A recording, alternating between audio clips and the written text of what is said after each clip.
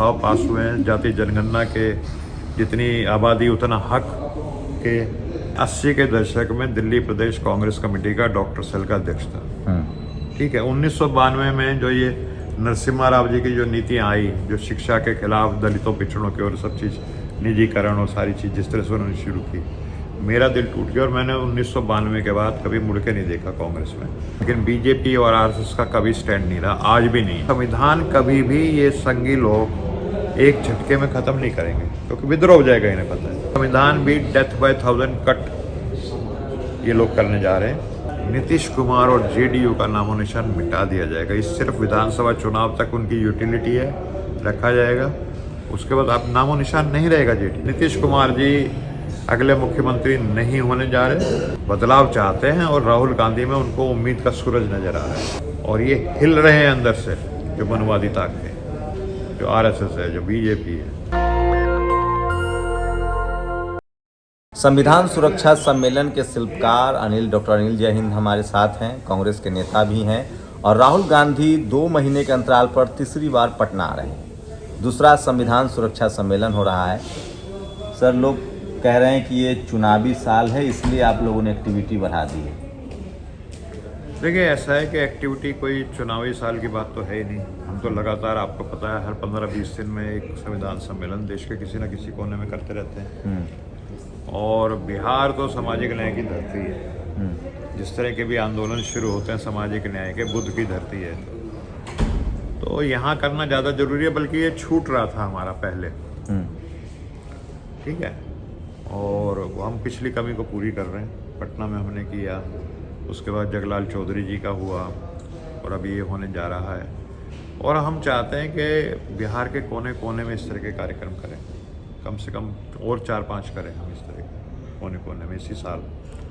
क्योंकि जो सामाजिक न्याय का जो आंदोलन है, वो हमें लगता है, जो भी हम सामाजिक न्याय के लिए काम करने वाले सिपाही हैं, कि वो बिहार की धरती से ही पैदा होगा और उत्तर प्रदेश में जाएगा और पूरे देश में फैलेगा। तो बिहार में और कई जिलों में कार्यक्रम आप लोग कर सकते हैं? बिल्कुल कर सकते हैं, पाइपलाइन में है। हमें थोड़ा अपना न्याय योद्धा राहुल जी का समय चाहिए होता है, जो बड़ा मुश्किल, क्योंकि अपने वो पार्टी के कामों में ज़्यादा बिजी रहते हैं, पार्टी उनको छोड़ती नहीं है। लेकिन हमें फिर भी वो 15-20 दिन में एक बार समय दे देते हैं। तो हम प्लान कर रहे हैं बिहार में, हर जो कहते हैं कि अलग अलग रीजन्स हैं, उनका अपना अलग अलग महत्व है। गया का महत्व है, नवादा का महत्व है, राजगीर का महत्व है। उसके बाद जो सीमांचल का एरिया है, जो भोला प्रसाद पासवान शास्त्री जी जो थे, जिनका इलाका था, वहाँ हमारा करने का एक मन है। एक कर्पूरी ठाकुर जी का जो जन्म स्थान रहा है, वहाँ एक करने का मन है हमारा। तो हमने तो 6-7 प्लान कर रखे हैं बिहार के। लेकिन इसके अलावा दूसरे देश के दूसरे कोनों में भी होते रहेंगे, जैसे झांसी और भोपाल भी हमारी पाइपलाइन में है। तो एक सिलसिला है। देश में बहुत समय बीत गया। संविधान में जो बाबा साहब ने लिख दिया और जो हमारा महापुरुष जो चाहते थे जिस तरह का हमारा देश बने, वैसा देश अभी बना नहीं। तो एक सामाजिक क्रांति की ज़रूरत है। और राहुल गांधी जी एक सबके लिए, जो सामाजिक क्रांति के जो भी सिपाही हैं, उनके लिए उम्मीद का सूरज बन करके उगे हैं। सब उनकी तरफ देख रहे हैं और उनसे प्रेरणा लेते हैं, और उनकी वजह से इस आंदोलन को गति मिल रही है। एक राष्ट्रीय पार्टी जो कश्मीर से कन्याकुमारी तक है, वो सामाजिक न्याय की लड़ाई लड़ रही है। बाकायदा प्रस्ताव पास हुए हैं। जाति जनगणना के जितनी आबादी उतना हक के। तो सर, आप इसको चुनाव से, तो चुनाव है, चुनाव जो बीकर सेक्शन पर आप ध्यान दे रहे हैं, SC ST OBC को जोड़ रहे हैं। आपके पार्टी अध्यक्ष बदले गए अभी, आपके प्रभारी हैं वो बदले गए हैं, लगातार अभी जिला अध्यक्ष की लिस्ट आई है। बीकर सेक्शन के लोगों को जोड़ रहे हैं आप, सामाजिक न्याय की भी बात कर रहे हैं, रिजर्वेशन की बात कर रहे हैं, जाति जनगणना की मुद्दा को बात कर रहे हैं। तो क्या कांग्रेस अपनी राजनीतिक स्ट्रेटजी को तेजी से बदल रही है? जो लोकसभा में जो संविधान सुरक्षा सम्मेलन था, वो बिहार विधानसभा में भी कांग्रेस इन्हीं मुद्दों पर चुनाव लड़ेगी?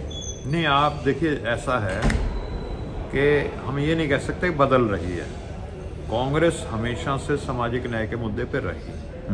देखिए, मैं 31 मार्च 1931 से बात शुरू करता हूँ, जो भी आज़ादी की लड़ाई लड़ रहे थे हमारे स्वतंत्रता सेनानी, महात्मा गांधी भी थे, तमाम लोग थे, बहुत सारे थे, हजारों लोग थे, लाखों लोग थे, वो समतावादी लोग थे।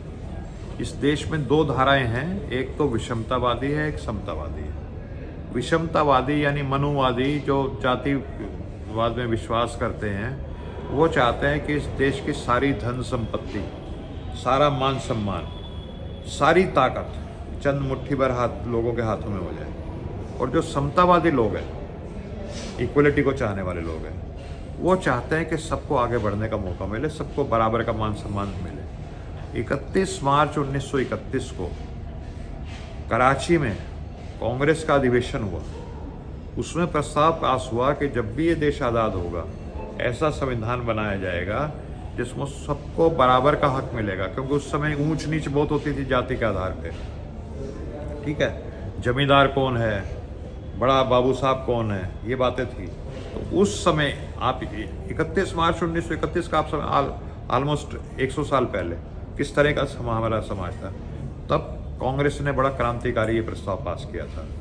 जब 15 अगस्त 1947 को देश आज़ाद हो गया, तो महात्मा गांधी ने पंडित जवाहरलाल नेहरू, सरदार पटेल, मौलाना आज़ाद और अपना बाबू जगजीवन राम जी को बुलाया। भाई, जो हमने 31 मार्च को प्रस्ताव पास किया था, अगर वैसा संविधान बनाना है तो भाई ये कैसे बनेगा। तो महात्मा गांधी जी ने तब सुझाव दिया कि भाई बाबा साहब भीमराव अंबेडकर जी को ये जिम्मेवारी सौंपी जाए। और बाबा साहब भीमराव अंबेडकर उस समय अपनी अलग शेड्यूल कास्ट फेडरेशन पार्टी चलाते थे, आप सोच के देखिए। लेकिन क्योंकि उनसे बेहतर ये काम नहीं कर सकता था और महात्मा गांधी जी का ये आकलन था, इसलिए उनको लॉ मिनिस्टर बनाया गया और इस संविधान बनाने की उनको जिम्मेवारी सौंपी गई। आप सोचिए, अगर आज का माहौल होता, जिस तरह के हुक्मरान जो पार्टियां हैं, वो किसी दूसरे पार्टी के व्यक्ति को इस तरह का मान सम्मान या मौका देती? नहीं, वो तो क्रेडिट आपको जाता है, वो नहीं, आपको क्रेडिट जाता वो है, बाबा साहब को क्योंकि दिया गया, क्योंकि वो काबिल थे, लेकिन और उनकी काबिलियत को देख के गया, इसलिए आज हम बाबा साहब को इतना जानते हैं। शायद अगर वो नहीं देते, उस समय स्वार्थी बन जाते, तो शायद हम बाबा साहब की जो प्रतिभा हम आज देखते हैं वो नहीं निकल के आती, हम उनको नहीं पहचान पाते। मैं मान लिया सर, मैं तो कहीं रहा हूँ संविधान बनने की प्रक्रिया में कानून मंत्री भी रहे, इस्तीफा भी दिया। अभी राहुल जी ने ही हाल में कहा था कि बीच में दिल्ली के कार्यक्रम में कि कुछ लैग हुआ है, तो मैं इस लिहाज से कह रहा हूँ। उन्होंने खुद कहा है कि कांग्रेस ने बीकर सेक्शन के लोगों से थोड़ी उनकी दूरी हुई, उन्होंने खुद माना है। आप थे उस कार्यक्रम में? देखिए, मैं आपको अपनी बता देता हूँ, आपको शायद नहीं मालूम, मैं 80 के दशक में दिल्ली प्रदेश कांग्रेस कमेटी का डॉक्टर सेल का अध्यक्ष था। ठीक है, 1992 में जो ये नरसिम्हा राव जी की जो नीतियाँ आई, जो शिक्षा के खिलाफ, दलितों पिछड़ों की और सब चीज़ निजीकरण और सारी चीज़ जिस तरह से उन्होंने शुरू की, मेरा दिल टूट गया और मैंने 1992 के बाद कभी मुड़ के नहीं देखा कांग्रेस में। अब 1.5-2 साल से मैं जुड़ा हूँ। ठीक है, तो ये मैं आपकी बात को मानता हूँ कि इस दौरान कांग्रेस की नहीं, राहुल जी ने मैं वही समझने की कोशिश कर रहा था, क्योंकि आप इस तरह के कार्यक्रम का आयोजन करता है। राहुल जी जो नई लाइन ले रहे हैं अब जाति जनगणना को लेकर, जिस तरह से वो लाइन ले रहे हैं, यूपीए 1 यूपीए 2 की सरकार थी तो बीजेपी ये लाइन ले रही थी कि जाति जनगणना कराओ। गोपीनाथ मुंडे बोल रहे थे, लेकिन जाति जनगणना हुई नहीं। गोपीनाथ मुंडे का मैं मानता हूँ, क्योंकि वो कुछ सामाजिक न्याय में विश्वास करने वाले व्यक्ति थे। मैं मानता हूँ गोपीनाथ मुंडे जी का स्टैंड था, लेकिन बीजेपी और आरएसएस का कभी स्टैंड नहीं रहा, आज भी नहीं। हाँ, तो मैं वही कह रहा हूँ, राहुल जी उसको एक चुनावी मुद्दा बना रहे हैं। बिहार में आप जानते हैं सोशल जस्टिस की जड़ें गहरी हैं यहाँ।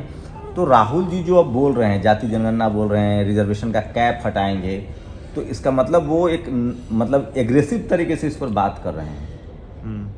तो उसको लेकर क्या ये चुनावी मुद्दा रहेगा? बिहार के विधानसभा चुनाव में भी कांग्रेस पार्टी, चूंकि कांग्रेस में राष्ट्रीय अध्यक्ष खड़गे हैं, leader of opposition Rahul Gandhi हैं, तो उनके बयान को तो आदमी समझेगा ना कि क्या कांग्रेस इसी मुद्दे पर चुनाव लड़ेगी। बिल्कुल लड़ेगी, और जो राहुल जी बोल रहे हैं वो मुद्दा रहेगा, पार्टी का रहेगा। और आपने देखा नए अध्यक्ष बिहार में भी आए, ठीक है। हाँ, सामाजिक न्याय का मुद्दा रहेगा। और ये जो कांग्रेस पार्टी ही इस देश में जो सामाजिक क्रांति का सपना महात्मा ज्योतिबा फूले देखते थे या बाबा साहब देखते थे, वो कांग्रेस पार्टी के द्वारा ही पूरा होगा, वो सामाजिक क्रांति या सामाजिक समतामूलक समाज। अब तो सर आप पार्टी में भी हैं, तो आपकी बात को तो पार्टी से भी जोड़कर देखा जाएगा।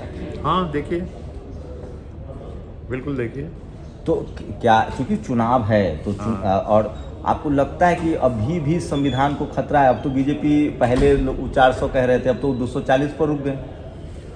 देखिए, खतरा जो है ना, 1947 में संघ क्या था, लेकिन तब भी नेहरू जी उसको खतरा मानते थे, महात्मा गांधी खतरा मानते थे, और महात्मा गांधी की हत्या हुई उन्हीं ताकतों के द्वारा। तो वो खतरा आज भी है, कल भी था। जिस तरह से जितने भी संस्थान हैं हमारे देश के, उसका संघीकरण हो रहा है। जिस तरह से यूनिवर्सिटी में सारे प्रोफेसर संघी टाइप के भरे जा रहे हैं, वाइस चांसलर भरे जा रहे हैं, और ये जितने भी जो हमारे संवैधानिक संस्थाएं हैं उनमें संघी भरे जा रहे हैं। तो ये तो इसमें सीधी सी बात है, खतरा देश को, संविधान को। अभी ये वक्फ बोर्ड का जो बिल पास हुआ, ये भी एक बताता है। और संविधान कभी भी ये संघी लोग एक झटके में ख़त्म नहीं करेंगे, क्योंकि विद्रोह हो जाएगा, इन्हें पता है। ये थोड़ा थोड़ा करके, जैसे वो चाइनीज़ कहावत है कि डेथ बाय 1000 कट, यानी किसी की हत्या करो 100 घाव करके। तो एक एक घाव छोटा छोटा होगा, लेकिन इतनी ब्लीडिंग हो जाएगी कि अंत में हत्या। इस संविधान भी डेथ बाय 1000 कट ये लोग करने जा रहे हैं। आप देखिएगा, कहीं आपको आरक्षण खत्म कर दिया जाता है, कहीं आपके कैंडिडेट काबिल क्वालिफाई भी करते हैं तो उनको NFS कर दिया जाता है, कहीं आपको आरक्षण नहीं दिया जाता। आज भी इस देश में मूंछों को रखने के लिए आदमी को मारा पीटा जाता है, घोड़ी पे नहीं चढ़ने दिया जाता है। लेकिन बिहार के लिए सर, आप बिहार से आपने लंबा काम भी किया है, आपने लालू यादव जी का भी दौर देखा है, BP मंडल साहब का भी दौर देखा है। बिल्कुल। अभी भी कह रहे हैं कि चिराग पासवान है, मांझी जी हैं, नीतीश कुमार है, बीजेपी की अपनी सरकार नहीं है, तो ये सोशल जस्टिस मजबूत है या संविधान को कोई खतरा नहीं है? देखिए, बीजेपी ने जहाँ भी, मैं देख रहा हूँ 50 साल से जी, एक समय था जब दिल्ली में भी बीजेपी ना लोक दल के साथ मिलकर चुनाव लड़ती थी, जो सोशलिस्ट पार्टी। राजस्थान में मिलकर लड़ती थी, इवन गुजरात में जनता दल के साथ मिलकर के चुनाव, जो सोशलिस्ट फैक्शन था। आज नामो निशान मिटा दिया गया जनता दल का गुजरात में। आज राजस्थान में जनता दल का, मध्य प्रदेश में नामो निशान मिटा दिया गया। ठीक है, बिहार में भी इस चुनाव के बाद लिख लीजिए, मैं भी राजनीति को पिछले 50 साल से बारीकी से देख रहा हूँ, नीतीश कुमार और JDU का नामो निशान मिटा दिया जाएगा। इस सिर्फ विधानसभा चुनाव तक उनकी यूटिलिटी है, रखा जाएगा। उसके बाद आप नामो निशान नहीं रहेगा JDU। नीतीश जी की पार्टी खत्म हो जाएगी? बिल्कुल खत्म हो जाएगी सर। 12 MP हैं उनके। मैं कहता हूँ कि कुछ तो इधर आ जाएंगे। आप देखो ना, संजय झा क्या बोल रहे हैं। आपने हाल ही में जो पार्लियामेंट में ललन सिंह साहब ने जो जिस तरह का भाषण दिया, और उसमें जो मोदी का जो जा पड़ा, वो नीतीश जी की पार्टी से लग रहे थे या बीजेपी का किसी, जिसको कहते हैं चमचा टाइप का कोई सांसद? मतलब आपको लग रहा है कि पार्टी टूट चुकी है? पार्टी अंदर से टूट चुकी है, सिर्फ इंतजार है विधानसभा चुनाव तक। विधानसभा चुनाव तक उनको आगे रखा जाएगा, नीतीश जी को। अब मुख्यमंत्री विजय शिंदे, मतलब महाराष्ट्र जैसी स्थिति होगी? बिल्कुल सेम मॉडल होगा। शिंदे जी की तरह इनको मतलब मुख्यमंत्री नहीं बनाएंगे? नहीं, सवाल ही नहीं है। आप लिख लीजिए, नीतीश कुमार जी अगले मुख्यमंत्री नहीं होने जा रहे। और ये भी मैं बता दूं, महागठबंधन, क्योंकि सामाजिक शक्तियाँ मैं भी देख रहा हूँ, बिहार से जुड़ा हुआ हूँ पिछले 50 साल से, सामाजिक शक्तियाँ इस समय बहुत ज़्यादा जागरूक हो चुकी हैं। और ख़ास तौर पे जो हमारे EBC के भाई हैं, वो खेल को समझ चुके हैं। जो हमारे दलित भाई हैं, वो खेल को समझ चुके हैं। OBC भाई हो सकता है थोड़े बहुत मुगालते में रह जाएं, ठीक है, लेकिन हमारे EBC के भाई और दलित पूरी तरह से जाग चुके हैं। लेकिन नीतीश जी की पार्टी, एक तो ये हारेंगे, एमपी वाले बुरी तरह से हारेंगे, और उसके बाद ये भी मैं आपको बता रहा हूँ कि नीतीश जी पार्टी को वो ऐसे ही सटक जाएंगे जैसे कोई अजगर सटक जाता है, नामो निशान मिट जाएगा। कुछ लोग कह रहे हैं जो विरोधी दल के हैं कि यूपी वाली हालत होगी, भले OBC के नाम पर चुनाव लड़ेगा, मुख्यमंत्री जैसे वहाँ योगी आदित्यनाथ बन गए और केशव प्रसाद मौर्य अध्यक्ष थे, कायदे से उनको बनना चाहिए था। क्या ये भी सब लोग कह रहे हैं कि गिरिराज सिंह मुख्यमंत्री या कोई, चूँकि 40 साल से यहाँ OBC SC के लोग मुख्यमंत्री बनते आ रहे हैं, सोशल जस्टिस की फर्टाइल लैंड है, तो सवर्ण समाज का मुख्यमंत्री भी हो सकता है बीजेपी, ये भी एक आपको क्या लगा, आपकी क्या राय है? देखो जी, लीडर ऑफ अपोजिशन हो सकता है सवर्ण समाज, जो भी आप बता रहे हैं, लेकिन मुख्यमंत्री नहीं होने जा रहे। लेकिन लोग कह रहे हैं कि बीजेपी अगर बहुमत में आ गई तो गिरिराज सिंह उनके आ ही नहीं रही, बीजेपी बहुमत में नहीं आ रही, और इस बिहार से एक नया, जिसको कहते हैं ना, क्रांति शुरू हो रही है। इसके बाद अगले साल बीजेपी का सुपड़ा साफ होगा उत्तर प्रदेश से, आप लिख लीजिए। कॉन्फिडेंट हैं आप? यूपी में तो नहीं, प्रदर्शन ये खराब तो रहा। दीवार पे लिखा हुआ है, कॉन्फिडेंस की बात ही नहीं है। सामाजिक शक्तियां जाग चुकी हैं। तब तो वो 400 चाहते थे, 240 पर आ गए, अब क्या चाहते हैं? 240 में भी पता नहीं कि वो जो 10 किस्म की जो हेरा फेरियाँ हुई हैं, वोटर लिस्ट और तमाम चीज़ें। एक आपके आयोजन से जुड़ा हुआ सवाल सर, आप लगातार, मैं देख रहा हूँ, मैंने आपका पटना वाला कार्यक्रम भी देखा, इलाहाबाद के आप बीकर सेक्शन खासकर SC ST OBC के युवाओं को ला रहे हैं, जो यंग युवा हैं, जो सोशल एक्टिविज्म में हैं, वो भले पार्टी में ना हो, सोशली एक्टिव हैं, पॉलिटिकली एक्टिव हैं, सामाजिक न्याय के लड़ाई लड़ रहे हैं, सड़कों पर हैं, डंडा खा रहे हैं, जेल जा रहे हैं। आप प्रोफेसर्स ऐसे हैं, डॉक्टर्स हैं, इंजीनियर्स, तमाम सेक्शन के लोग हैं, सोशल एक्टिविज्म में वाले ज़्यादा लोग हैं। इन लोगों को जो आप पार्टी से जोड़ रहे हैं, इनके लिए क्या फ्यूचर प्लान है पार्टी का? क्या पार्टी इनको मान सम्मान देगी, अहमियत देगी? क्योंकि आप पॉलिटिकल फ्रेमवर्क में काम कर रहे हैं, तो चुनाव लड़ना एक बड़ा मुद्दा है। शंभू जी, दो बातें हैं आपके सवाल में। पहली बात तो मैं इस चीज़ को दोबारा कहना चाहूँगा कि पटना में आप आते जाते रहते हैं, ठीक है, आपका गृह राज्य भी है। बापू सभागार, बड़ी बड़ी पॉलिटिकल पार्टी काम करती हैं उसमें, और उसमें जलसा या जो भी सभाएं करती हैं, लेकिन हर बड़ी से बड़ी पॉलिटिकल पार्टी को बसें लगानी पड़ती हैं। मैं झूठ कह रहा हूँ तो मेरी बात को काट नहीं, आप, मैं वही तो कह रहा हूँ, आपसे जो साधन लोग जुड़ मुहैया रहे कराते हैं हैं बसों में, और तमाम तरह के प्रलोभन होते हैं कि आपको टिकट मिलेगी, पद मिलेगा, या और लालच होते हैं, और बसों में, जिसको कहते हैं, भर करके लाया जाता है लोगों को। सर, मैं इसलिए तो ये सवाल कर रहा हूँ कि जिस तरह के लोग लेकिन जुड़ रहे हैं हमारे आपसे। कार्यक्रम में हमने किसी को साइकिल तक नहीं दी, 10 पैसे नहीं दिए आने के लिए, ठीक है। मेरी बात अगर एक कोई गलत साबित कर दे तो मैं आपसे बात करना बंद कर दूंगा। नहीं, मैं सर समझ रहा हूँ, लेकिन मैं नहीं, वो क्यों आ रहे हैं भाई? अपना पैसा खर्च करके कोई रात को ट्रेन में बैठता है, एक दिन पहले चलता है, यहाँ पटना में रहने का इंतजाम करता है, अपनी जेब से पैसा क्यों खर्च करे आ रहे हैं लोग? बदलाव चाहता है, बदलाव चाहते हैं, और राहुल गांधी में उनको उम्मीद का सूरज नजर आ रहा है। बहुत अरसे बाद एक राष्ट्रीय पार्टी जो कश्मीर से कन्याकुमारी तक है, रीजनल पार्टी रही है, राष्ट्रीय पार्टी जो कश्मीर से कन्याकुमारी तक है, जिसका कार्यकर्ता है, उसका सबसे बड़ा नेता आज सामाजिक न्याय का सबसे बड़ा योद्धा बन करके खड़ा हो गया है हिमालय पर्वत की तरफ,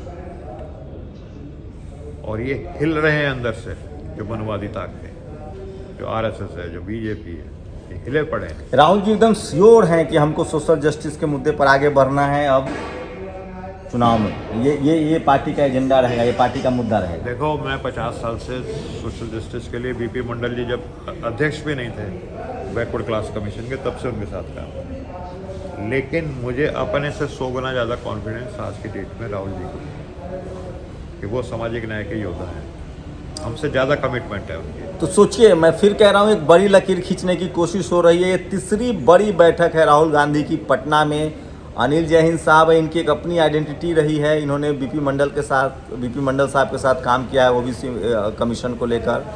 संविधान सुरक्षा सम्मेलन लगातार देश में चला रहे हैं, और जब ये प्रोजेक्ट लाया गया, ठीक लोकसभा चुनाव से पहले इस सब मुद्दों पर बहस हुई, कांग्रेस ने उसको एजेंडा बनाया, राहुल गांधी ने संविधान लेकर पूरे देश में पॉलिटिकल कैंपेन किया, चुनावी प्रचार किया, और नतीजा आपके सामने है। कांग्रेस को सफलता मिली है, 40 से वो 100 तक पहुँचे हैं। बीजेपी जो 400 का दावा कर रही थी, वो 240 पर सिमटी है।